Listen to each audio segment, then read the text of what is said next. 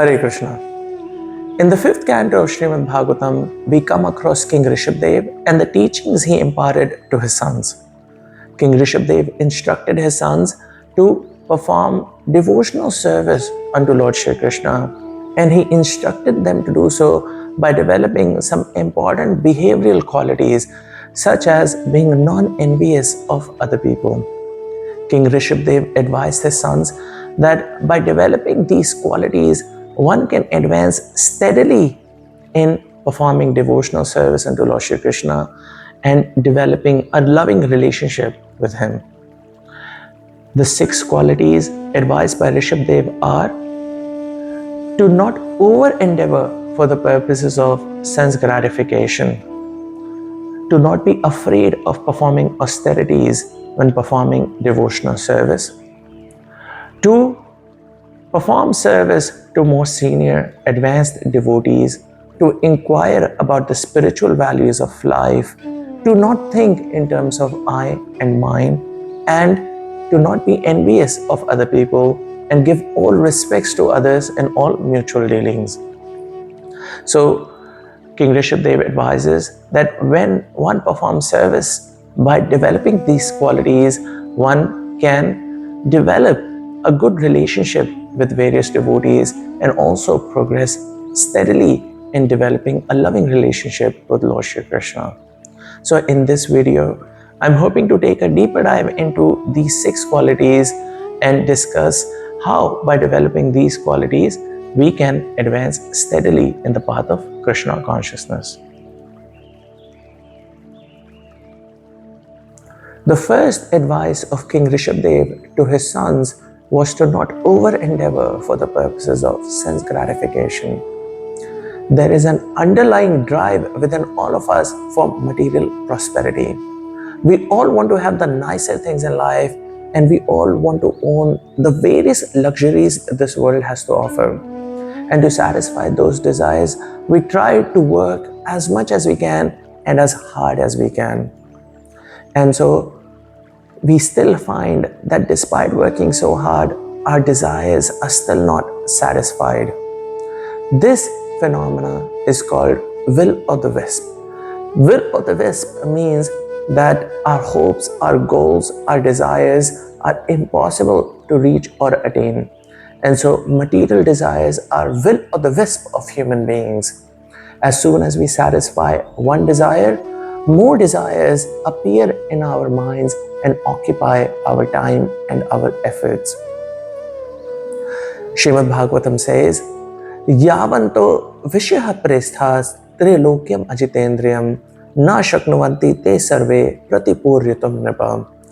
That a person whose senses are uncontrolled, then even if you give them the entire contents of this world, they will still be left unsatisfied. Na utpadayet yadiratim shrama eva hi kevalam. That if one's engagements, one's activities, one's work does not lead to generation of interest in Krishna Katha, then performing of that activity is simply useless labor. And so the goal of one's life and all of their efforts should be concentrated on developing a loving, positive relationship with Lord Shri Krishna. Developing a relationship with Krishna is very easy. We should hear topics related to Krishna. We should speak about Krishna. We should pray to Krishna to help us in the various struggles we may be experiencing in our lives. And so a devotee sees the hand of Krishna in everything in their day-to-day life. Sri Chaitanya Mahaprabhu says to Srila Ramananda Rai, Mahabhagavad dekhe sthavara jangam taha taha hai tanra Shri Krishna Sfuran. That a great devotee sees Krishna everywhere in their life. And so when someone sees the hand of Krishna in everything, then they can find peace because they're either happy or try to be happy in all circumstances, whether they are favorable or unfavorable, thinking that this situation has somehow been arranged by Krishna for my benefit. The second teaching of Rsabhdeva to his sons is to not be afraid of performing austerities when performing devotional service. When we are performing devotional service, one can experience many different types of austerities, such as taking 2 hours out of their daily schedule to perform 16 rounds of Hare Krishna Mahamantra. That could be considered difficult for many. Waking up early every day to attend the ISKCON morning program or Mangala Aarti can be difficult for many. Participating in cooking activities during festivals for many hours can also be considered difficult. And so when performing devotional service, a person may experience various kinds of discomfort, and Rishabdev is advising that one should not be afraid of experiencing this discomfort when performing devotional service. That can make us uncomfortable, at least initially. For example, every 2 weeks, the devotees of Lord Shri Krishna perform the Ekadashi Vrat, where they fast from grains and beans. And so initially, devotees may feel discomfort because they are not able to fully satisfy their hunger. However, on the flip side, this fast also acts as a natural cleanse for the body and helps with longer-term health benefits. And so a devotee must develop inner strength to be able to tolerate some of these inconveniences which can arise when performing devotional service. The purpose of performing these austerities is to support the performance of devotional service. By regulating one's eating and sleeping, one can have a balanced lifestyle.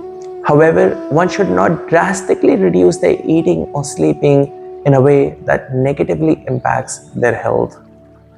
As such, one should constrain their senses in a way that is steady and sustainable so that one can continue to perform favorable service to Lord Shri Krishna.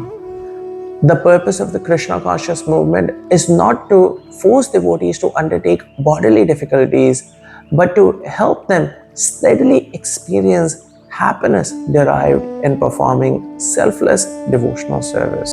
And so King Rishabdev advises that the true austerity is to engage all of the senses in Krishna's service, and Srila Prabhupada explains that this is the conclusion of bhakti. And so we should endeavor to disengage our senses from various material activities and try and engage them in spiritual Krishna conscious activities.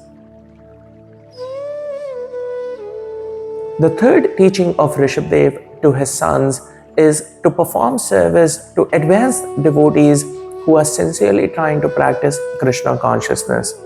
There are 3 key reasons why associating with senior devotees or performing service to them is recommended. Firstly, they have the required knowledge on how to perform favorable devotional service, and they can teach us how to perform loving service unto Lord Shri Krishna.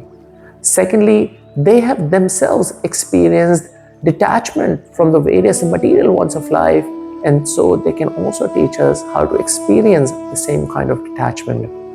And thirdly, they are very dear to Lord Shri Krishna, and so when we serve senior devotees, Krishna is pleased. Rishabdev specifically calls out the importance of offering prasad to senior devotees, and he says that Lord Shri Krishna prefers food offered to Brahmanas over offered via a sacrificial fire. And so performing service to senior devotees is particularly important activity when we are trying to progress in this path of devotional service. One should endeavor to perform service with humility, and the service performed should be in line with the requirements of the devotee being served. The fourth teaching of Rishabdev to his sons was to continue inquiring about spiritual values of life. This inquisitiveness ensures that one continues to grow in their spiritual life. This material energy is so strong that in any moment it can drag us back to wanting the various luxuries this world has to offer. However, if we continue to inquire about the spiritual values of life, then we can ensure that we remain free from this material energy. For instance, we learn 6 important spiritual values from Bhagavad Gita. The first one is to have equal vision or samadarshana, that we should see all life forms as equal. The second one is that we always have a choice.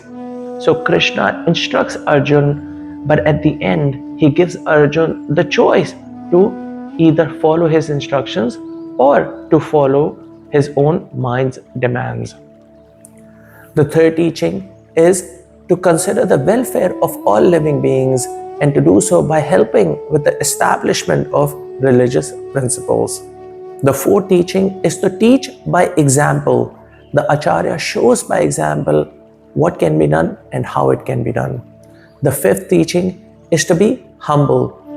Arjun presented himself humbly in front of Krishna and inquired from him. And lastly, to be compassionate. The conversation between Krishna and Arjun was underlined by the love and compassion they had for each other, and so their dealings were held mutually in respect. And so one should continue to inquire about the various spiritual values in life that we can learn from the various scriptures and senior devotees. The fifth teaching of Rsabhdeva to his sons is to not think in terms of I and mine. The reality of the world around us is that everything around us is temporary. However, we continue to accumulate resources in a way thinking that they will last us for life. This is called the bodily concept of life. Thinking in terms of I and mine are the key symptoms of associating too closely with the body. In truth, nothing truly ever belongs to us. Death can come in any moment and take everything away from us.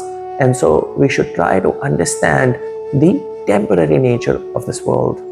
And so one should endeavor to practice detachment. One practices detachment by engaging any assets, any wealth, any possessions that they have in the service of Lord Shri Krishna. In Bhagavad Gita, Krishna says, Kamyanam karmanamyasham sannyasam kavayo vidhum, that the giving up of activities is called sannyas. And sarva karma phalatyagam prahustyaga vichakshana, but giving up the results of all kinds of work is called renunciation or detachment. And so it is important to recognize that one does not need to leave their lifestyle to experience detachment. One can just engage any asset that they have in service of Krishna, and in such a way they can experience detachment. Krishna says to Arjuna in Bhagavad Gita, Yakya arthat karmano netra loko yam karma bandhana tad artham karma kaunteya muktah sangha samachara. Work should be done for the sake of Lord Vishnu, otherwise it causes bondage, it causes attachment, and this attachment gives various kind of grief to living entities. And so one should develop this knowledge that everything belongs to Krishna, nothing truly ever belongs to us. Krishna says to Arjuna in Bhagavad Gita, Mattah parattaram nanyat kinchit asti dhananjaya. There is no truth that is superior to me. Mai sarvam idam protam. Everything rests upon me. Shrute gane mana eva. Just like pearls are strung upon a thread. And so we should constantly be grateful to whatever resources Krishna has given us, and we should try to remain detached from them by utilizing them in Krishna's service. The sixth teaching of Rsabhdeva to his sons is to not be envious of other people and give everyone else all kinds of respect. Envy is a fundamental part of our material conditioning. It is a part of our identity, and it prevents us from tolerating another person's success. Envy is a direct competitor of divine love. It prevents us from being able to genuinely offer our love to other living beings. His Holiness Jayapataka Maharaj says that many negative qualities could potentially be used in Krishna's service. For example, if one is greedy by nature, they can channel that greed by being greedy for performing various kinds of devotional service. If one is angry by nature, One can get angry at those who harasses the devotees. However, envy is that one quality that cannot be used in Krishna's service. Maharaj explains that one's freedom from envy is proportional to their progress in Krishna consciousness. The cure for envy is genuine appreciation of everyone around us. By focusing on the one good quality of those around us, we should appreciate them and we should endeavor to learn that quality from them. Additionally, one should give all respects to others. This is an important quality of a devotee. His Holiness Sachinandan Maharaj explains that by offering respects to others, we open ourselves up for divine blessings. And these blessings help us in progressing in the path of Krishna consciousness. The driving force of a spiritual society is the power of blessings of all the Vaishnavas. These blessings will help us overcome the various obstacles that we may face in our practice of Krishna consciousness. So this brings us to an end of key teachings imparted by King Rsabhdeva to his sons as presented in the 5th canto of Srimad Bhagavtam. I hope this video helps you in better understanding these teachings and also in the performance of your devotional service unto Lord Shri Krishna and his devotees. Hare Krishna.